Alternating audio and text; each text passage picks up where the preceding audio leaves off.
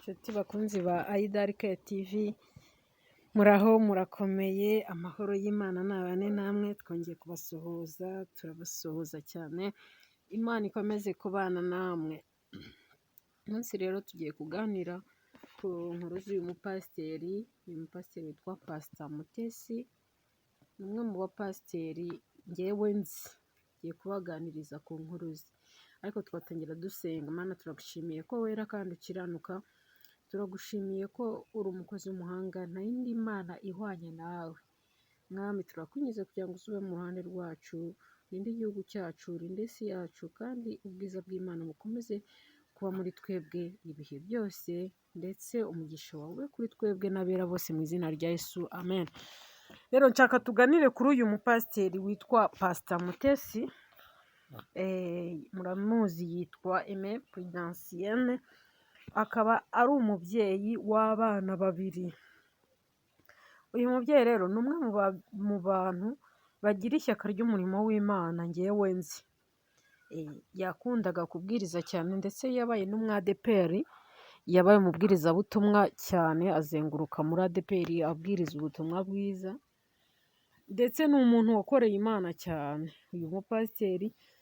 Noneho kuko adeperi ntabwo yimikaga abapasiteri b'abadamu, murabizi.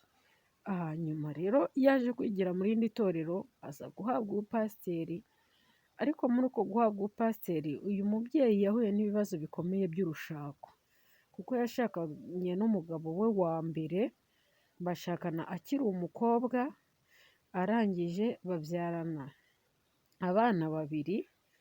Amazina yabo ndayazi, ariko si ngombwa ko nyavuga, cyangwa bamwe muri mwe murayazi.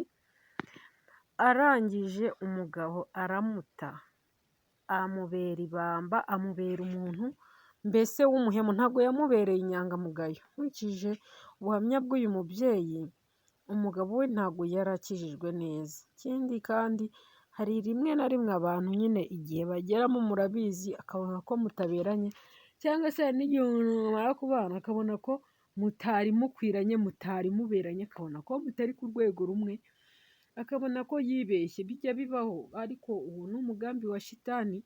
Ubundi ntabwo biba bikwiriye ko umuntu abona umuntu washatse uri mukuru, uhitamo umuntu nta wamuguhitiyemo.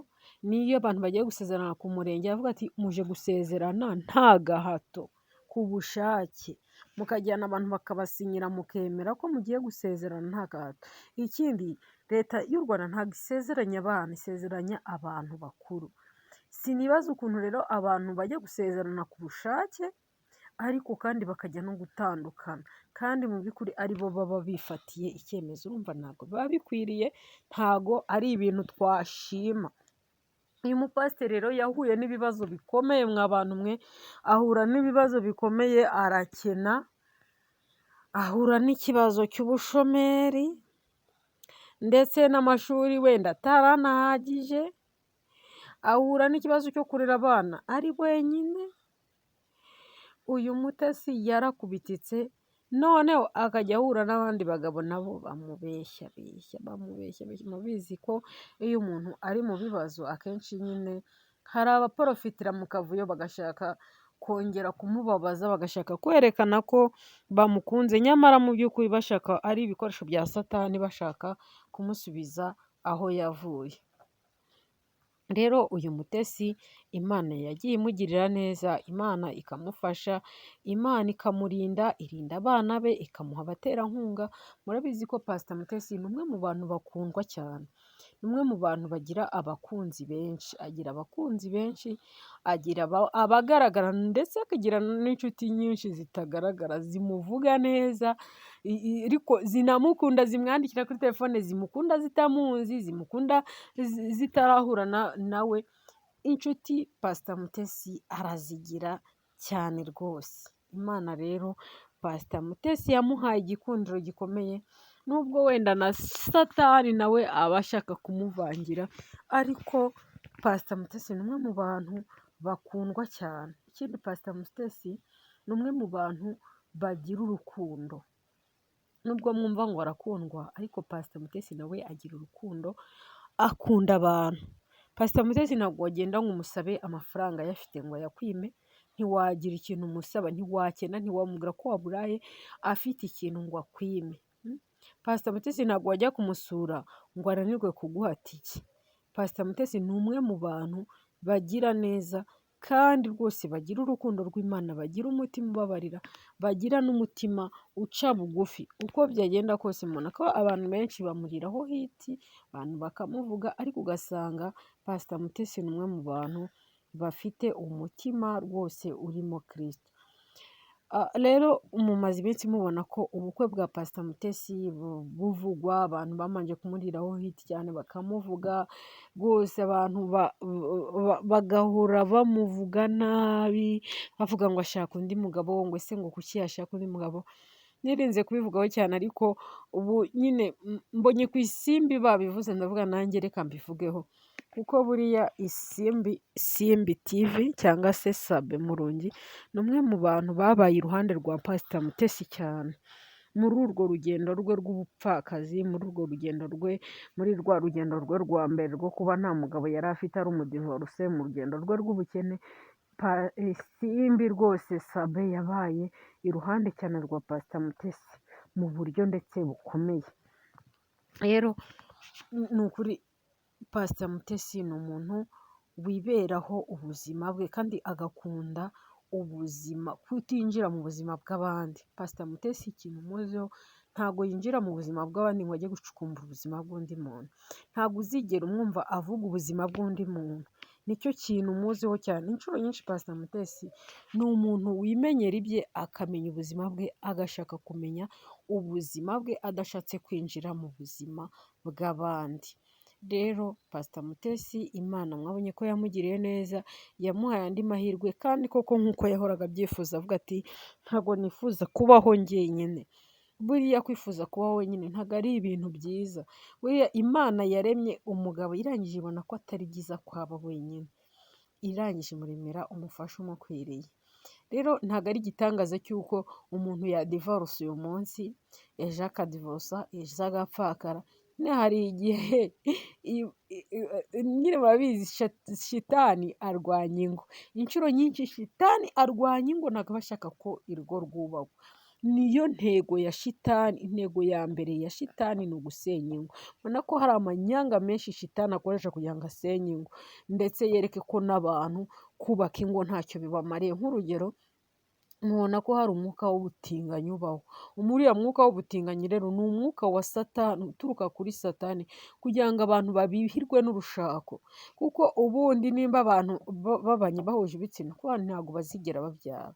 Iyo ntego ya shitani rero niyo kugira ngo irimbure isi, abantu be kubaho ari benshi. Urumva rero iyo ni intego ya shitani yo kugira ngo isenye ingo.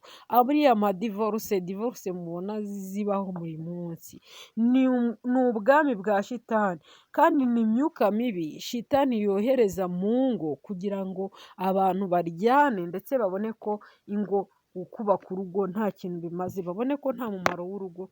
Mbese umuntu agatangira kubona ko babanaga ntacyo amaze, umuntu agatangira kubona ko babanaga bataberanye. Ni impamvu nyinshi shitani ajya azana mu bantu, ajya azana mu ngo kugira ngo asenye ingo. Ntabwo buriya nimubona ingo zisenyuka cyangwa urugo rwasenyutse, ntimukumve ko ari umugambi w'umuntu cyangwa ari umugambi w'Imana. Oya, Imana yo iba ishaka kubaka, noneho Satani we agashaka gusenya. Murebe nk'urugero, nko kugira ngo ubone abantu bagiye gusezerana mu murenge, noneho uhita ubona abantu batangira noneho gusenya urugo rutarabaho. Bavuga ngo urugo rwatangiye, ariko abantu barashaka ko ba bantu badahura, ahubwo urugo rwabo ruhite rusenyuka ako kanya. Rero uyu ni umugambi wa shitani. Nk'abantu rero musenga, ntabwo mukwiye kubona ibintu bimeze gutya ngo namwe mubyagiserere. Biratangaje kuba umuntu w'umukristo ashobora gufata umuntu uje gusenya akamufata akamuriraho hiti, agashaka ko asebya umukristo mugenzi we, agashaka ko asebya umupasiteri wawe. Kandi buriya umupasiteri ni umuntu wo kubahwa, yego nabo bagomba kwiyubaha, ariko natwe tukabubaha ndetse tukanabafasha. Dukwiye gufasha abapasiteri bacu kuko nabo ni abantu. Ariko se nubona umuntu Satani ashaka kumusenya, nawe ugashaka ko asenyuka, urumva mu by'ukuri nta kintu uzaba umufashije, ahubwo uzaba ufashije shitani kugira ngo wa muntu asenyuke cyane. Ntabwo rero ari ibintu byo gushyigikirwa ko ubona abantu bashaka gusenya, noneho ugasanga umuntu aritwaza izina ry'Imana ati njyewe ndi umukristo rwose, ndi umukristo, n'uriya muntu twabanaga ndi umukristo ndetse nemera Imana, akavuga ibyo yahanuye, ibyo yakoze. Abantu benshi mubona ko bitwikira ishusho yo kwera, ariko mu by'ukuri bagambiriye gukora ibibi. Umuntu akaza akakwishushanya ko umukristo, ariko ashaka kugutuburira, ariko ashaka kugukorera ikintu kibi. Biriya rero ntabwo bikwiye kugaragaza ishusho y'Imana muri twebwe biriya. Hoya, ahubwo bigomba kukwereka ko ari umugambi wa Satani. Nimba uri umukristo, ndabizi abantu benshi ni abakristo pe, kandi ugasanga n'abantu bafite ayo macano ni abakristo, ariko bagatumira abantu basenya abandi kandi bakabikora ku bushake. Rero bantu b'Imana, ntabwo ibyo bintu bikwiriye, ahubwo twakagwiye kubona urugo nk'uru nguru, tuti nubwo uriya muntu atari umukristo, ariko nibura yahindutse, tukishimira ko uwo muntu yahindutse, kandi tukishimira ko uwo muntu rwose agiye kubaka urugo rukubakwa rugakomera. Ntabwo wavuga ngo kanaka yarasenye inshuro zingahe, inshuro 100, ngo wumve ko aricyo kintu ugomba kugira iturufu, ahubwo wowe uti yasenye ariko urundi rugo agiye kubaka byashoboka ko rwakunda. Kuki wumva ko uyu munsi yasenya n'ejo agasenya, n'ejo bundi agasenya? Kuki wumva ko Imana itamuhinduriye amateka? Kubera iki wakumva ko Imana itahinduriye uwo muntu amateka kandi ko byanashoboka? Ese kuki wumva ko uwo mugabo nimba yarajyaga mu bandi bagore kubera ko nta mugore yari afite, uyu munsi akaba afite umugore, yariyemeje ko akuze, akaba yarafashe umwanzuro akavuga ati noneho ngiye gushaka umugore, kuki wumva ko adafite gahunda yo gushaka? Ukumva ko ugomba kumusenya ukamutiza umurindi wo gusenya. Ntabwo bikwiriye rero bantu b'Imana, ntabwo bikwiriye inshuti z'umusaraba, nta n'umuntu w'umukristo ukwiye gufata mikoro asebya mugenzi we. Ibi bintu ntabwo bikwiriye, nta mukristo ugomba gusenya mugenzi we kuri mikoro, nimba mwene data mugirana ikibazo, ahubwo musanga mubwire uti ibi ntabwo ari byo. Muteze n'abandi bantu b'inshuti zawe, ariko mwe kubishyira kuri kamera mubwire uti ibi bintu ntabwo ari byo. Ariko wibona umuntu Imana imuteje imbere ngo wumve ko ugomba kumurwanya. Ibi bintu ntabwo bigaragara neza, ni ibintu tugomba kurwanya nk'abakristo, ntibikwiriye. Imana y'amahoro rero ikomeze kubishimira, kandi urugo rwa Pastor Mutesi Imana irugirire neza, irukomeze. Ni ukuri dusenga Imana, Imana ikomeze urugo rwe kandi ishyigikire amahitamo yiwe. Yego, ishyigikire amahitamo yiwe, inamukomeze. Dusenge mu izina rya Yesu. Mana Data wa twese, mu izina rya Yesu turagushimira ko ukomeza kutugirira neza. Turakwinginze kugira ngo umwami uru rugo urugirire neza, urugo rwubake, imbaraga z'umwijima zihunge ku buzima bwa Pastor Mutesi, imbaraga z'Imana ziruzemo, icyubahiro cy'Imana gikomeze kurinda runo rugo. Mu izina rya Yesu wigaragaze nk'Imana, ukore nk'Imana, wiyubahishe nk'Imana, kandi ubwiza bw'Imana buzagaragare muri uru rugo. Tukweretse ibirori byose bizabaho, tukweretse urugo, ibintu byose bizaba muri ubu bukwe, uzashyigikire ntihazagire na kimwe kibura, kandi umugambi wawe mwiza uzigaragaze mu bintu by'aba bantu. Urakoze ko ushoboye byose, urakoze ko uri mwiza. Twebwe turasenga ariko wowe ugakora, turasaba ariko wowe Mana ubuzi byinshi. Urakoze mu izina rya Yesu, amen.